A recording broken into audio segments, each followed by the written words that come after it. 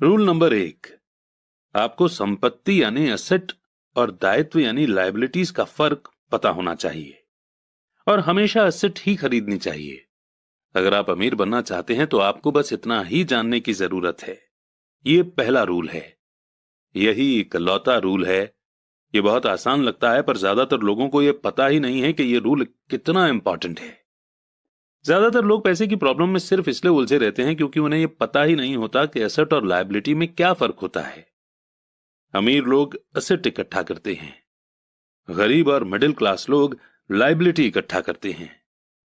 और मजे की बात यह है कि उन लोगों को यह लगता है कि वे एसेट ही जमा कर रहे हैं। जब अमीर डैडी ने माइक और मुझे यह बताया तो हमने सोचा कि वे मजाक कर रहे हैं। हम दो बच्चे अमीर बनने का राज जानने के लिए इतने हैरान परेशान थे, जबकि उनका जवाब इतना आसान था। ये इतना ज्यादा आसान था कि हमें इस बात पर सोचने के लिए बहुत देर तक ठहरना पड़ा। एसेट क्या होता है? माइक ने पूछा। अभी उसके बारे में चिंता मत करो, अमीर डैडी ने कहा। अभी सिर्फ इस बात को अपने दिमाग में घुस जाने दो। अगर तुम इसे आसानी से समझ सकते हो तो तुम्हारी जिंदगी का यही प्लान होगा और तुम्हें जिंदगी भर पैसे की कभी दिक्कत नहीं आएगी। यह आसान है इसलिए अनदेखा कर दिया जाता है। आपका मतलब यह है कि हमें बस इतना ही जानने की जरूरत है कि एसेट क्या है। यह जानने के बाद हम उसे हासिल कर लें और अमीर बन जाएं? मैंने पूछा। अमीर डैडी ने हामी भरी और कहा, हां, ये इतना ही आसान है। अगर ये इतना आसान है तो फिर हर आदमी अमीर क्यों नहीं बन जाता? मैंने पूछा। अमीर डैडी ने मुस्कुराकर कहा, क्योंकि वो लोग एसेट और लायबिलिटी में फर्क नहीं कर पाते। मुझे याद है मैंने पूछा था, बड़े लोग इतना मूर्ख कैसे हो सकते हैं? अगर ये इतना आसान और इतना इंपॉर्टेंट है तो हर कोई इसे जानना या खोजना क्यों नहीं चाहता? एसेट और लायबिलिटी क्या होते हैं ये समझाने में अमीर डैडी को बस कुछ ही मिनट लगे। वो बोले, बड़े लोगों को ये रूल समझाने में मुझे बहुत मुश्किल होती है। क्यों? क्योंकि बड़े लोग खुद को ज्यादा स्मार्ट मानते हैं। मैंने अक्सर देखा है कि ज्यादातर लोग आसान बातों को समझ नहीं पाते। इसका कारण यह है कि उनकी एजुकेशन अलग तरह से हुई है। उन्हें दूसरे प्रोफेशनल्स ने पढ़ाया है, जैसे bankers, accountants, real estate agents, financial planners वगैरह वगैरह। ज्यादातर बड़े लोगों के सामने मुश्किल यह होती है कि उन्हें बहुत कुछ भूलना पड़ता है और एक बार फिर से बच्चा बनना पड़ता है। बड़े लोगों को हमेशा ऐसा लगता है कि मुश्किल जवाब ही ठीक होगा। अगर उन्हें किसी चीज का आसान जवाब बताओ तो वो उसे गलत मानते हैं। अमीर डैडी किस प्रिंसिपल में यकीन करते थे? यानी कीप इट सिंपल स्टूपिड, जिसका मतलब है कि चीजें आसान ही रहने दो भाई। इसलिए वे हम दो छोटे बच्चों के लिए लेसन को आसान बनाते थे और इस तरह उन्होंने हमारी पैसे की फाउंडेशन को ज्यादा मजबूत बना दिया। तो दिक्कत या उलझन किस बात से आती है, या इतनी आसान चीज किस तरह से मुश्किल बन जाती है? कोई ऐसा एसेट क्यों खरीदता है जो असल में लायबिलिटी होती है?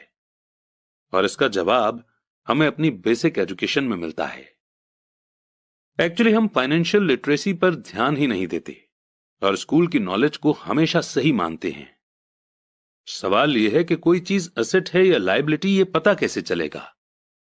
अगर आप सचमुच खुद को कंफ्यूज करना चाहें तो इन शब्दों को डिक्शनरी में देख लें। मैं जानता हूं कि वहां दी हुई डेफिनेशन किसी अकाउंटेंट को अच्छी लगती होगी, पर दिक्कत यह है कि आम आदमी उन्हें पूरी तरह से समझ नहीं पाता। फिर भी हम एडल्ट लोग ये मानते हैं कि इतने आसान शब्द हम अगर किसी से पूछेंगे तो हमारी बेइज्जती हो जाएगी, लोग हम पर हंसेंगे। छोटे बच्चों को समझाते समय अमीर डैडी ने एक बार कहा था, एसेट को शब्दों के द्वारा नहीं, नंबर के द्वारा पढ़ा जाता है। और अगर आप नंबर को नहीं पढ़ सकते तो आपको एसेट और जमीन में खुदे गड्ढे में कोई फर्क महसूस नहीं होगा। अकाउंटिंग में नंबर इंपॉर्टेंट नहीं है, इंपॉर्टेंट तो वो बात है कि वो नंबर हमें बता क्या रहा है। ये शब्दों की ही तरह है, शब्द इंपॉर्टेंट नहीं होते, इंपॉर्टेंट वो बात होती है जो शब्दों के जरिए बताई जाती है। एग्जाम्पल के लिए मैंने हाल ही में एक नया वीसीआर खरीदा।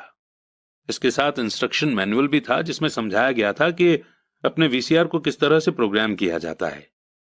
मैं शुक्रवार की शाम को अपने फेवरेट टीवी शो को रिकॉर्ड करना चाहता था, पर उस मैनुअल को पढ़ते पढ़ते मैं पागल हो गया। मुझे दुनिया में कोई भी काम इतना मुश्किल नहीं लग रहा था जितना कि अपने वीसीआर को प्रोग्राम करना। मैं शब्दों को पढ़ सकता था, पर इसके बावजूद मुझे कुछ समझ नहीं आ रहा था। ऐसा लग रहा था कि मुझे शब्दों को पहचानने में ए ग्रेड मिल रहा था, पर उन्हें समझने में मुझे एफ ग्रेड मिल रहा था। यानी उन्हें समझने में मैं फेल हो रहा था। और यही ज्यादातर लोगों के साथ पैसे के मामले में होता है।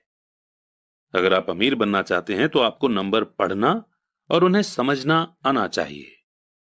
मैंने अपने अमीर डैडी से यह बात हजारों बार सुनी है, और मैंने यह भी सुना है कि अमीर लोग एसेट इकट्ठा करते हैं, जबकि गरीब और मिडिल क्लास लोग लायबिलिटी इकट्ठा करते हैं।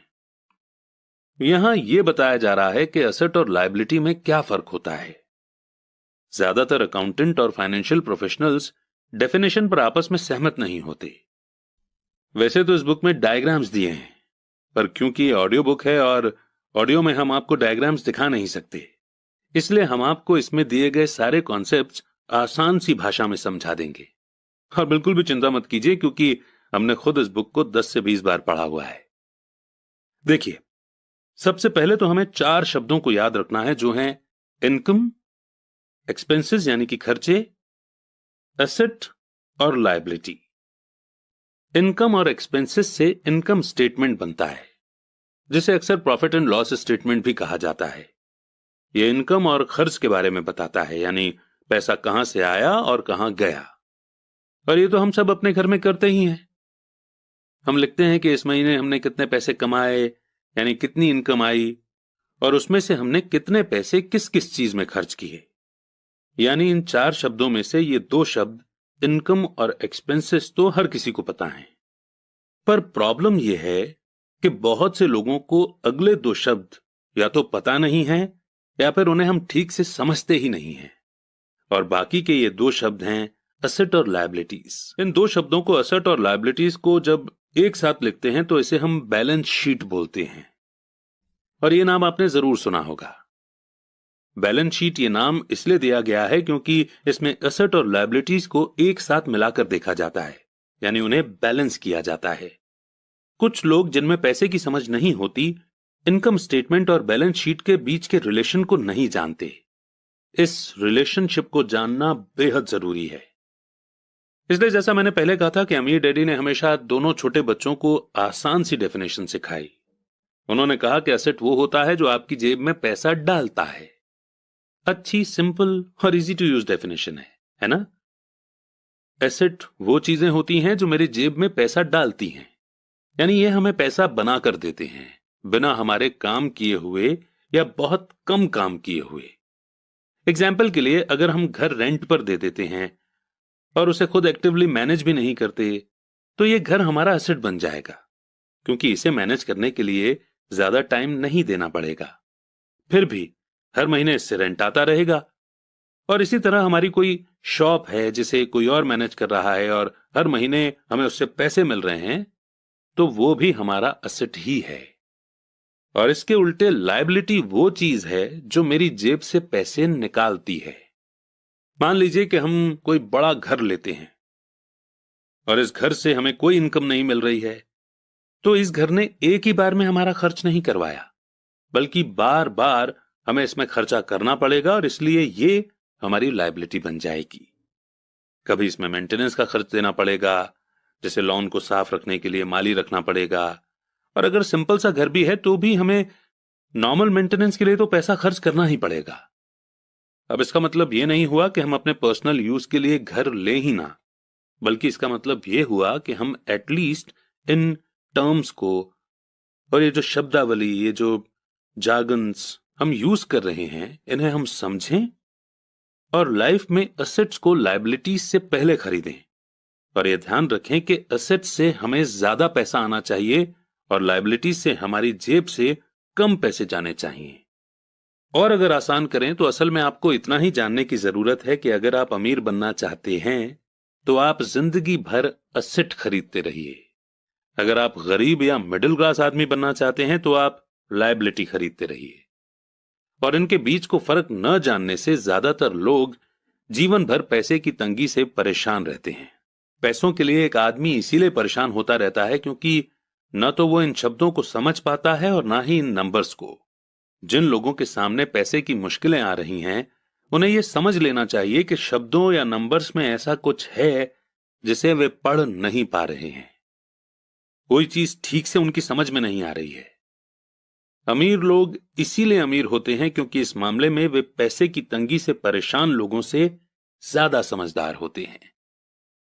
तो अगर आप अमीर बनना चाहते हैं और अपनी दौलत को बनाए रखना चाहते हैं, तो पैसे के बारे में सीखना और समझदारी दोनों इंपॉर्टेंट हैं, शब्दों में भी और नंबर में भी।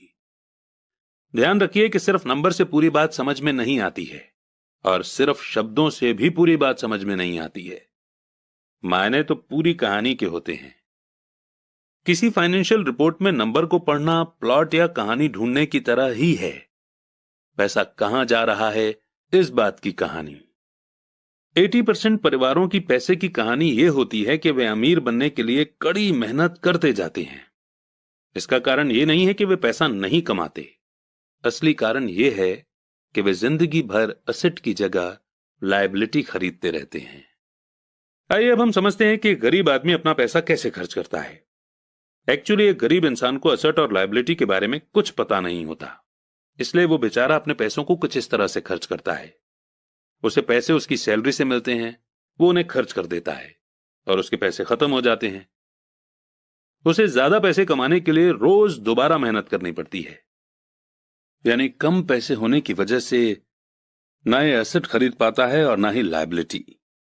अब बात करते हैं मिडिल क्लास आदमी की। एक मिडिल क्लास आदमी के पास इनकम थोड़ी ज्यादा आती है और वो पैसे पहले उसके एक्सपेंस कॉलम में जाते हैं, यानी वो पहले अपने खर्चे पूरे करता है और उसके बाद वो लायबिलिटीज खरीदता है, जैसे कि नई कार, नया मोबाइल फोन, नया घर वगैरह। ये लायबिलिटीज उसकी जेब से हर महीने पैसे निकलवाती रहती हैं।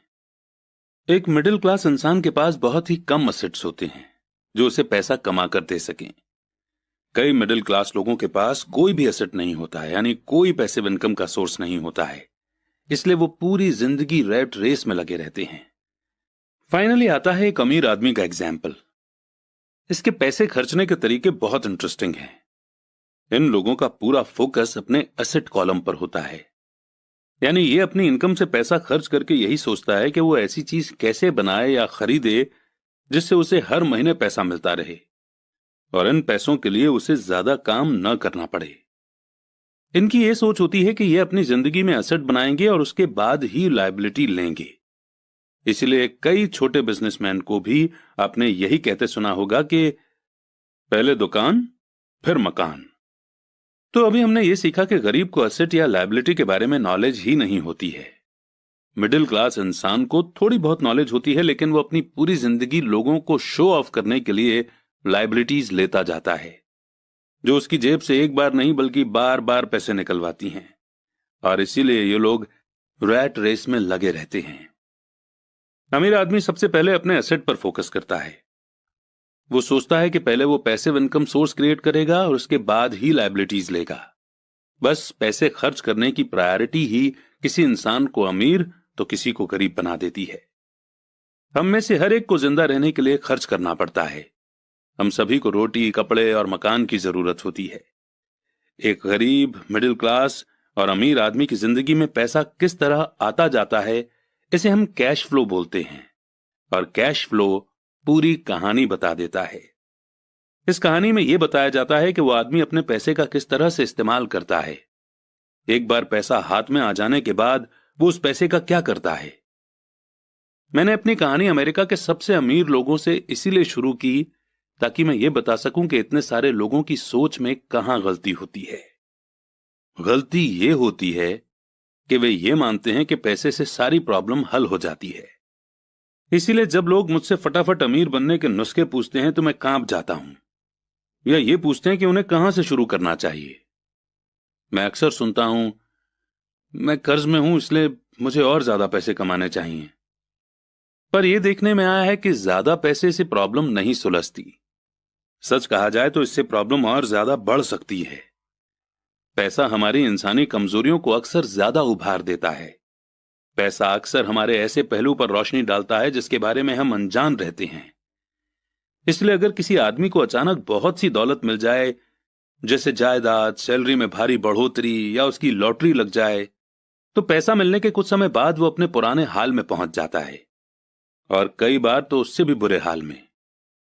पैसा आपके दिमाग में चल रहे कैश फ्लो पैटर्न को दिखाता है। अगर ये पैटर्न ऐसा है कि अपनी पूरी कमाई खर्च करनी है, तो इस बात की बहुत संभावना है कि आपकी इनकम बढ़ेगी तो आपका खर्च अपने आप बढ़ जाएगा। इसलिए यह कहावत सही है कि मूर्ख और उसका पैसा जल्दी ही एक दूसरे से अलग हो जाते हैं। मैंने ये कई बार कहा है कि हम स्कूल इसलिए जाते हैं ताकि हम एकेडमिक और प्रोफेशनल काबिलियत को हासिल कर सकें। बेशक ये दोनों बहुत इंपॉर्टेंट हैं। हमारी प्रोफेशनल काबिलियत के कारण ही हम पैसा बनाना सीखते हैं। 1960 के दशक में जब मैं हाई स्कूल में था, यह माना जाता था कि अगर कोई पढ़ने लिखने में अच्छा है तो वो होनहार स्टूडेंट आगे जाकर डॉक्टर बनेगा। अक्सर उस बच्चे से यह नहीं पूछा जाता था कि क्या वो डॉक्टर बनना चाहेगा, बस ये मान लिया जाता था। इसका कारण यह था कि इसमें सबसे ज्यादा पैसा नजर आता था। आज डॉक्टरों के सामने पैसे की बहुत सी मुश्किलें हैं जो भगवान न करे किसी और के सामने हों। इंश्योरेंस कंपनियों ने इस बिजनेस पर काबू कर रखा है, गवर्नमेंट भी दखल दे रही है और कोर्ट में मुआवजे के केस फाइल हो रहे हैं वगैरह। आज बच्चे बास्केटबॉल स्टार बनना चाहते हैं, टाइगर वुड्स की तरह गोल्फर बनना चाहते हैं, कंप्यूटर एक्सपर्ट बनना चाहते हैं, movie star, rock star, beauty queen या इन्वेस्टर बनना चाहते हैं। इसीलिए क्योंकि अब दौलत, शोहरत और इज्जत इन्हीं जगहों पर है।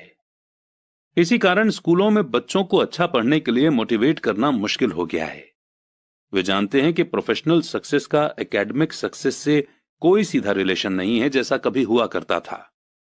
क्योंकि स्टूडेंट्स में स्कूल छोड़ते समय पैसे की कोई समझ नहीं होती है, इसलिए करोड़ों पढ़े लिखे लोग अपने बिजनेस में तो सक्सेसफुल हो जाते हैं, पर बाद में वे पैसे की तंगी से जूझते रहते हैं।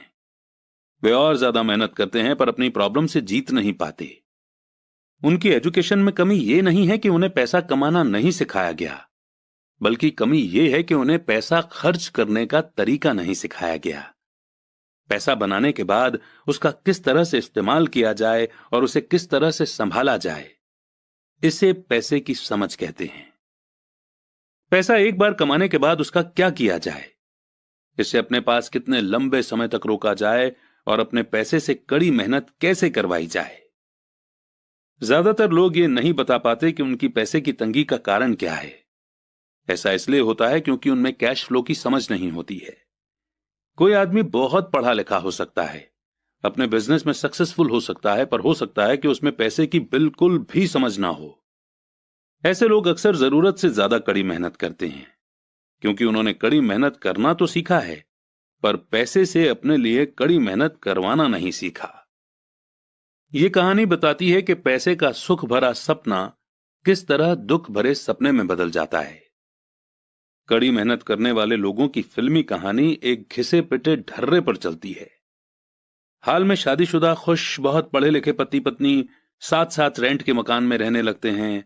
जल्दी उन्हें यह लगने लगता है कि वे पैसा बचा रहे हैं, क्योंकि दो लोगों के साथ साथ रहने का खर्च भी लगभग उतना ही होता है जितना कि अकेले आदमी का।